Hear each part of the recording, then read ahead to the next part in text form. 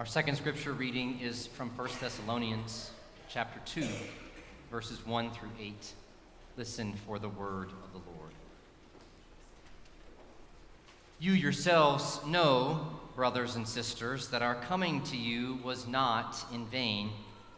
But though we had already suffered and been shamefully mistreated at Philippi, as you know, we had courage in our God to declare to you the gospel of God in spite of great opposition.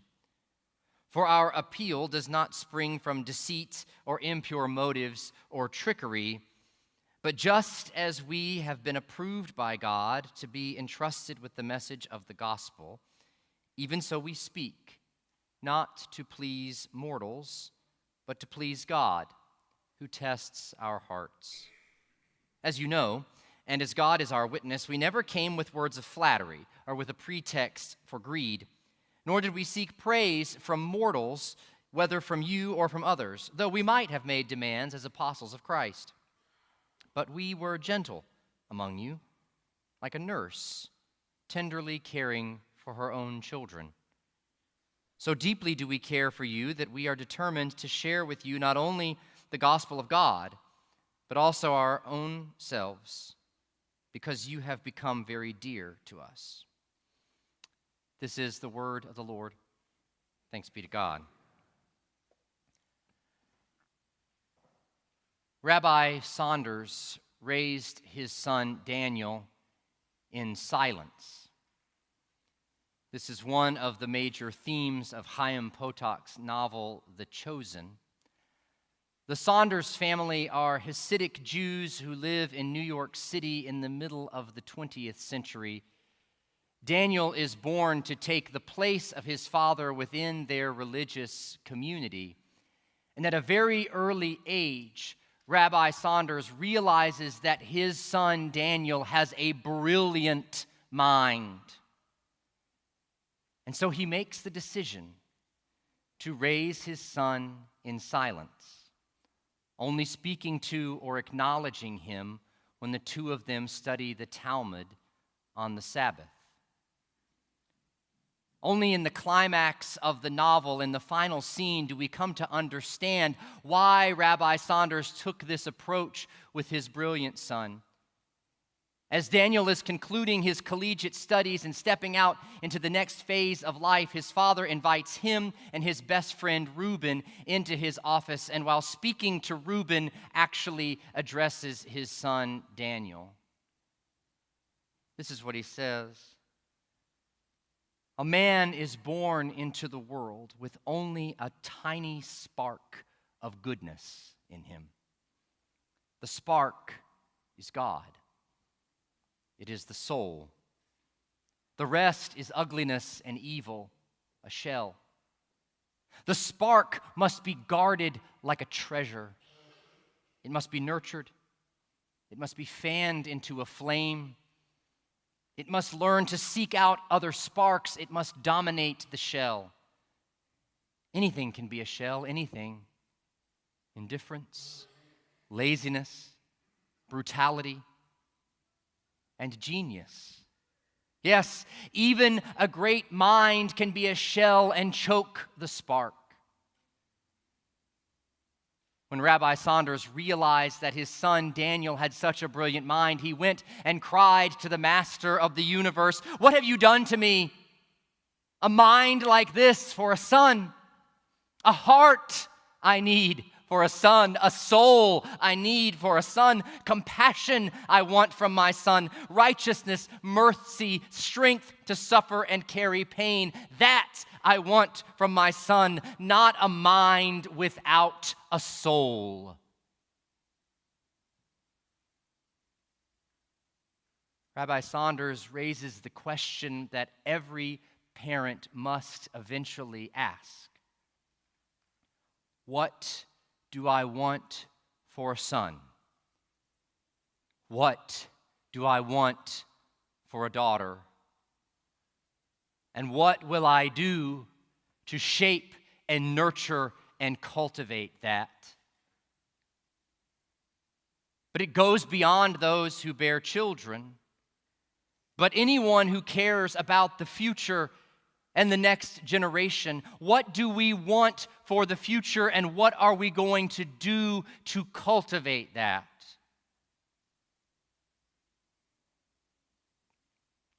I wonder if the Apostle Paul felt somewhat like Rabbi Saunders before his brilliant Daniel. I mentioned last week that the church in Thessalonica could very well have been an artisan church, almost like a guild of workers who lived and made their life together in one community. Well, one layer to that reality, if that is the case, is that it's quite possible that the entire church in Thessalonica is made up of men. That makes it different than the house churches that we hear about in other communities, such as Philippi, where Lydia founds the church there with her family and other families come in. The Thessalonian church would be this artisan guild that would have been possibly all male. An awareness of this alters our reading of our passage today. The apostle opens drawing on the best of Greek rhetoric and philosophy, explaining the opposition that he has faced in the work for the gospel and the courage that has come from God that has allowed him to continue to share the good news of Jesus Christ. Drawing on the best of Greek philosophy, he assures them that he is plain spoken. He is not going to use flattery or impure motives or greed in order to make a convincing argument to them. By doing this, Paul is establishing himself with these men as a trustworthy leader. They would have heard similar kinds of arguments and read similar kinds of letters in other ancient Greek texts that were around them at that time. Paul is then trying to answer the same question that plagues Rabbi Saunders. What do I need for a son? Paul is asking, what does God need from these sons?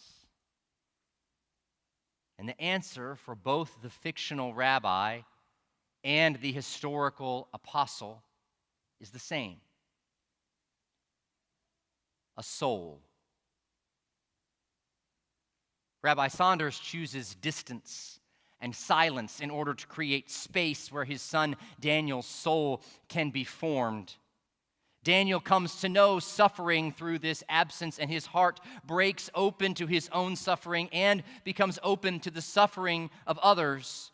But by the end of the novel, we learn that Rabbi Saunders' approach has fractured his relationship with his son. Yes, Daniel will continue to follow in the ways of God. Yes, Daniel will keep the commandments, though he won't become a rabbi.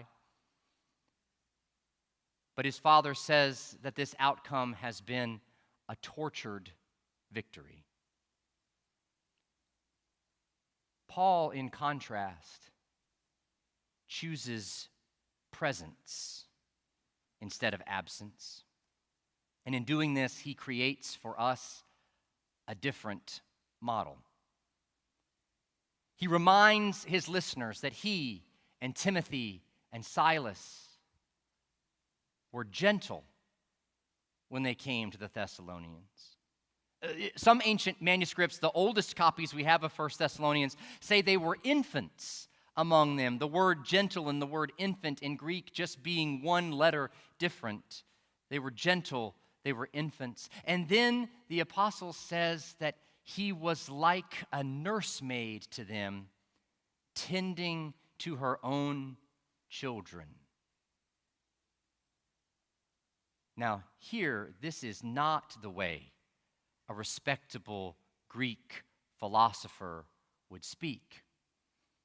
When other philosophers speak of nursemaids, they talk about their pupils needing to outgrow the need for a nursemaid. A nursemaid that you needed would signal that you were living in immaturity. And you would never refer to yourself as a philosopher as a perpetual nursemaid to a people. But you see, while Paul is conversant in Greek philosophy and rhetoric, his heart is shaped as a descendant of Moses. And it was Moses who cried out to God in the wilderness with the Israelite people, "Did I conceive all this people? Did I give birth to them, that you should say to me, carry them in your bosom as a wet nurse carries a nursing child to the land that you promised on oath to their ancestors?" What Moses begrudgingly accepts as the image of his leadership of the people of Israel, Paul leans into as a model for leadership within the Christian community. To be an infant among them, to be gentle among them, to be a nursemaid to them. He is forming a soul not by absence, but by vulnerable, intimate presence. This is not a particularly traditional masculine trait. Again, why it's so important to consider if the Thessalonian church was an all-male congregation. Paul does not distance, dominate, demand, direct, intimidate, coerce, or even inspire. Obviously, this posture of soul formation that Paul introduces in his writings to the Thessalonians takes root in the Christian imagination because 1,000 years after this letter, St. Anselm of Canterbury, Anselm is credited with writing a document that we come to talk about as the origin of the substitutionary theory of the atonement. So a rather prominent figure in Christian theology and history. It was St. Anselm who wrote this poem in 1000 AD to St. Paul. "O St. Paul, where is he that was called the nurse of the faithful, caressing his sons? Who is that affectionate mother who declares everywhere that she is in labor for her sons? Sweet nurse, sweet mother, who are the sons you are in labor with and nurse, but those whom by teaching the faith of Christ you bear and instruct? Or who is a Christian after your teaching, who is not born into the faith and established in it by you? And if in that blessed faith we are born and nursed by other apostles also, it is most of all by you. For you have labored and done more than them all in this. So if they are our mothers, you are our greatest mother." This church father of the Middle Ages, highlighting this intimate, gentle, nurturing nature of the founder of so many of those first Christian communions.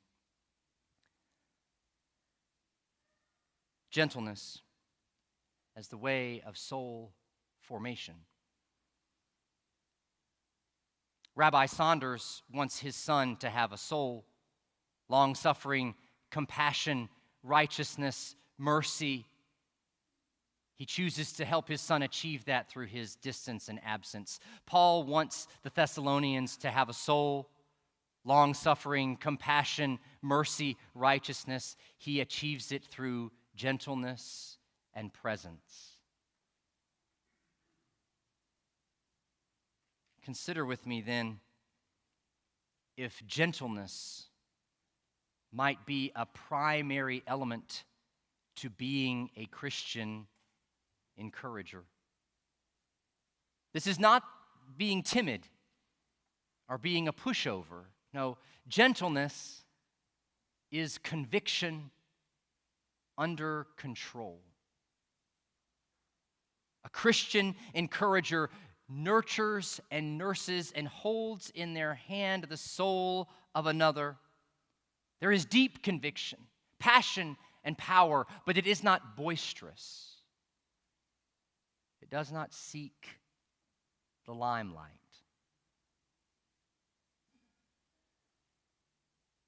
We are in a moment, perhaps we always are, where gentleness, conviction under control is not encouraged. Radical action is the language of the day. Increase your market share, grow your base, increase your hits and likes, bold pronouncements and declarations, cries for greatness, denouncing of your opponents, promotion of myself. Very little concern for the soul, perhaps sometimes even a disdain for the idea that human beings could even possess a soul. You have a brilliant mind?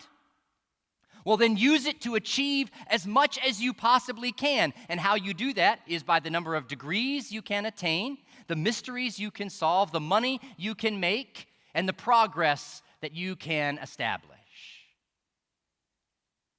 But that limited view of a good life is exactly what Rabbi Saunders laments for his brilliant Daniel. It is exactly what the Apostle Paul laments for the men of the Thessalonian church.